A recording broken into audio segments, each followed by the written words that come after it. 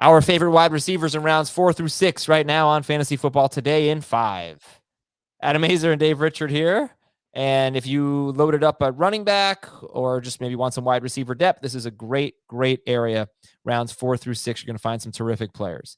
It starts with, according to Fantasy Pros PPR ADP, Jalen Waddle. Just listen to some of these names, okay? Jalen Waddle, Deontay Johnson, DK Metcalf, Michael Pittman, Terry McLaurin, DJ Moore. That's just round 4. Then you got Chris Godwin, Mike Williams, Amari Cooper, Brandon Cooks, Marquise Brown, Michael Thomas, Darnell Mooney, Amon-Ra St. Brown, and Cortland Sutton. Those are rounds 5 and 6. Who are some of your favorites? Well, I like the Brandon Cooks call, and I know that a lot of people are happy to get him. He's a settle for wide receiver for a lot of people. If he falls to round 6, they'll take him. If he falls to round 5, okay, fine. I'm kind of okay taking him in early round 4, maybe even late round 3. I think he's going to see a ton of targets. I think Houston's going to have to throw a lot. I like the way he played late last season with Davis Mills. And where's the target competition going to come from? I don't see there being anybody significant in Houston. I think there's a path where Cooks can lead the NFL in targets. He could have a very, very good year, be more consistent than he's been in the past. Totally like him in a round 4 range. Okay. I know you like Pittman as well. Yes, I do. He never lasts around 4 in our leagues. No, he's usually a late round 3 guy, but I think early round 4 is the best time to get him. So if you've got one of those swing picks, late 3, early 4, Pittman should be on your list. We've seen Matt Ryan. I know last year he didn't have a receiver finish top 10 in PPR points per game at the position, but I think the 10 years prior he did. And I mean, you got to admit, he had Calvin Ridley for one of those years and Julio Jones pretty much for the other ones. And Pittman isn't as good as either of those guys, but I think he's still good.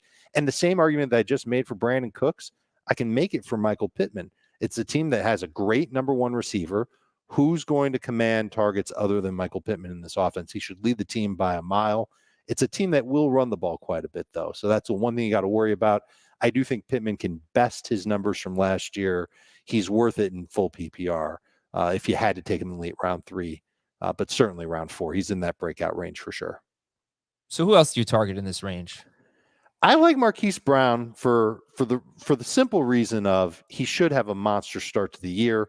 There's no DeAndre Hopkins. Where the target share there, yeah, there's other guys in Arizona that can pick up targets, but the Marquise Brown that we saw in Baltimore isn't guaranteed to be in Arizona, and I think that that's a good thing because in Baltimore they tried to run the ball as much as they possibly could. In Arizona, they're going to throw a good amount. I think Kyler Murray's a better thrower than Lamar Jackson. I don't think that's a surprise to anybody. And I think Marquise Brown, who's already got that synergy going with Kyler Murray, they played together in college.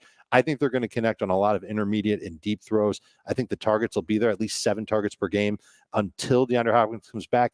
And then I don't think it's a guarantee that it's going to slide. I don't think he's going to necessarily fall to 5.5 targets per game just because Hopkins is back. We don't know what Hopkins will be like when he comes back. There's a chance that Marquise Brown starts the year as the wide receiver 1 for Arizona, and he doesn't let go all season long. 3 seasons ago, Chris Godwin and Michael Thomas were the top 2 receivers in football, in fantasy football. It was Thomas 1, and then it was Chris Godwin 2. Where do they factor in? For me, Thomas goes way later. I think he's more of like a round 6, 7 type of wide receiver. And the thing that we talked about with Cooks and with Pittman about how they were just going to dominate targets for their teams because there isn't a lot of target competition, that's what benefited Michael Thomas quite a bit in New Orleans.